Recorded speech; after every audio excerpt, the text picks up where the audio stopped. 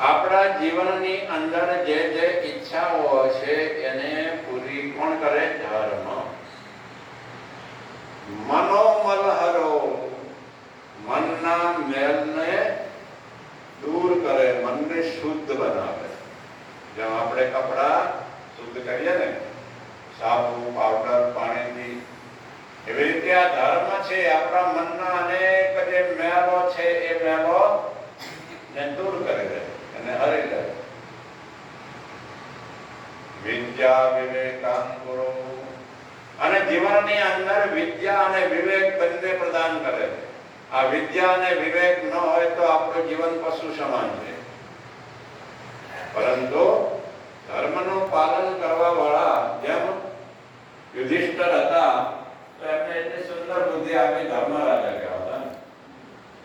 તો ધર્મ દ્વારા આપણને બંને પ્રકારની વિદ્યા મળે, પરાવિદ્યા અને અપરાવિદ્યા.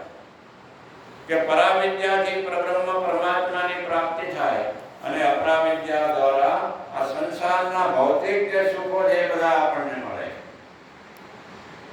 એટલું જ નહીં, પરંતુ શું કહે કે મહાન વિપત્તિઓ આવી હોય, કષ્ટ આવ્યું હોય, તો એ બધી વિપત્તિઓને પણ દૂર કરી દે. મહાવિપત્તિ, મહાન એવી મોટી વિપત્તિઓ હોય, પરંતુ ધર્મ એ વિપત્તિઓનો નાશ કરી દે છે.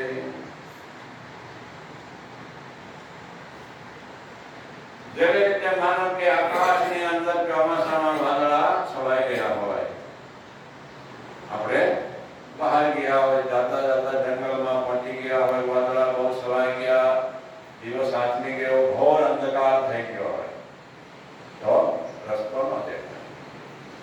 પરંતુ એ ધર્મ એ વખતે આપણને મદદ કરે છે, અંધકારને પણ દૂર કરી દે છે. અને વીજળીના વારંવાર ઝબકારા હોય ને એના દ્વારા રસ્તો બતાવી દે છે.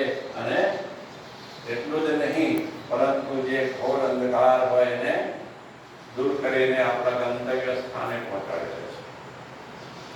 ધર્મો હંતિ મહાવિપત્તિ વિષમમ વાયુ યથા બ્રહ્મ. પછી વાયુ રૂપી ધર્મ એ બહુ વાદળો આવે ને વિખેરી નાખે. પવન બહુ આવે એટલે વિખાઈ જાય ને.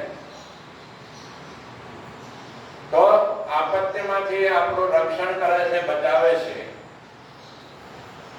આગળ જતા બતાવે છે કે જેવી રીતે માતા બાળકનું રક્ષણ અને પોષણ બંને કરે,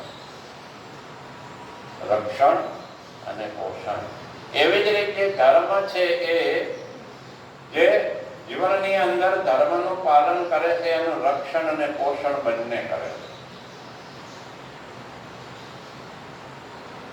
જીવતા તો કરે છે, પરંતુ મર્યા પછી પણ એ સાથે આવે છે. કોણ? કઈ બીજું આવે સાથે?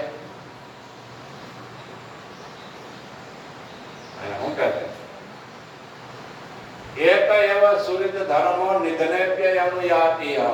એક એવો ધર્મ છે કે એ મર્યા પછી સાથે આવે. અને ગમે એટલા સગાવાલા હોય, સંબંધી હોય, પત્ની હોય, પુત્ર હોય, તમારા ગમતા જે જે જળ ચેતન પદાર્થ હોય, બધું એને રહે કે ના રહે. એટલે આપણા શાસ્ત્રો શું કહે છે? જીવનની અંદર સાચું ધન શું છે? ધર્મ. ધર્મ બંને લોકમાં, આ લોકમાં સુખ શાંતિ આપે અને મર્યા પછી બીજો જન્મ અને બીજે પણ એ આપણને સુખ શાંતિ આપે. હવે ઘણી વાર જીવનની અંદર એમ કે સંસારની અંદર મર્યા પછી કાંઈ સાથે આવવાનું નથી, કે નહીં? હવે મર્યા પછી સંગાતે કઈ આવવાનું